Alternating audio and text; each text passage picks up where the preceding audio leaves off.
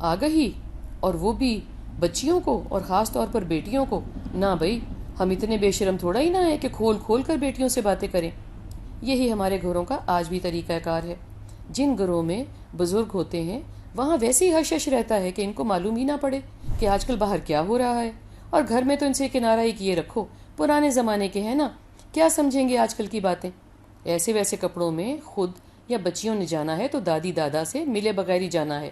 ویسے بڑے پیار سے کہتے ہیں نا تیار ہو کے دکھا کے جانا، وہ تعریف کرتے ہیں، دعائیں دیتے ہیں۔ اب نو دکھانا، بس کھسک جانا، اور زیادہ کہانیاں آ کر بھی نہیں سنانی کہ کیسی تھی دعوت اور کسی نے کیا کیا اور کیا کہا۔ جن گھروں میں بڑے نہیں ہیں وہاں کا بھی کوئی حال الگ تھوڑا ہی نہ ہے، ایسا ہی ہے بہرکیف۔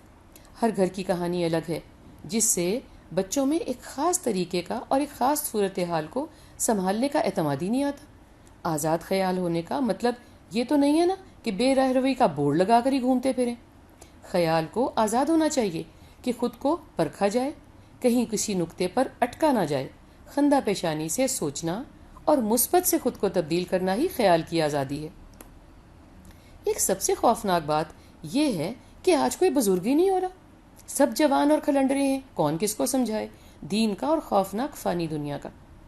اگر بیان کا حوصلہ آ جاتا ہے تو یہ جو ہماری انکار کی، رد کرنے کی، تردد کی، تردید کی، ڈر کی، شرمندگی کی نفسیات ہے، ہمیں سننے اور سمجھنے ہی نہیں دیتی کہ بچہ یا بچی کیا کہہ رہے ہیں۔ اگر ہراساں کرنے کے واقعات گھر والوں سے ہیں، ماموں، چاچو، بھیا، بابا، بڑی آپا، والد صاحب، سسر صاحب، تو ہم مرتے مر جائیں گے، بات منہ پر نہیں لائیں گے۔ اس میں بھلے آپ کی اولاد کا انتقال ہو جائے، بھلے وہ ذہنی یا کلی طور پر۔ میں نے آہستہ آہستہ والدین کو، بہن بھائیوں کو اور دوستوں کو کہنا شروع کیا کہ ہم کو آگاہی کی بات کرنی چاہیے، آپس میں بچوں بچیوں کو بٹھا کر، اور بھی جن کے پوتے نواسے ہیں جس بھی عمر کے ہیں، ملازموں سے، اور جن سے بھی ہم مل بیٹھیں۔ بات کرنے سے خود کو بھی آگاہی ملتی ہے، سب کچھ ایسا بھی سامنے آ جاتا ہے جو بے وجہ نظر انداز ہو رہا ہوتا ہے۔ سب مجھ سے ہی ناراض ہو گئے کہ تم بہت آزاد خیال ہوتی جا رہی ہو، زمانے کی ہوا لگ گئی ہے اس عمر میں، یہ چپ رہنے کی اور دعا کرنے کی عمر ہوتی ہے، پھوٹ ڈالنے کی نہیں۔ اچھے بھلے چل رہے ہیں، کیا یہ کہنا شروع کر دیں کہ خود کے ہی گھر میں کسی پر اعتماد نہ کرو؟ استغفر اللہ۔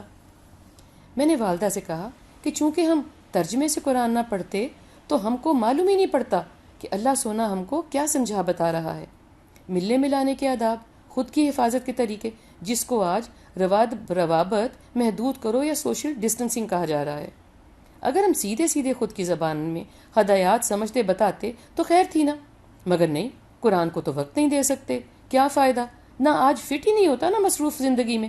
ویسے مصروف زندگی میں جنسی استحصال، نفسیاتی بیماریاں، اجڑنا اور بکھرنا تو خوب فٹ ہوتا ہے، اور تو اور آج کل تو وینٹیلیٹر تو فٹ ہوتا ہے نا ہماری زندگی میں۔